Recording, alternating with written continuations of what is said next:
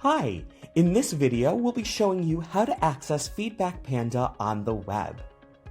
In your preferred browser, you'll go to www.feedbackpanda.com. This will bring you to the FeedbackPanda website, and on the top right of that page you'll have the login option. When you click on that, you'll now have 4 different options that you can use to log in.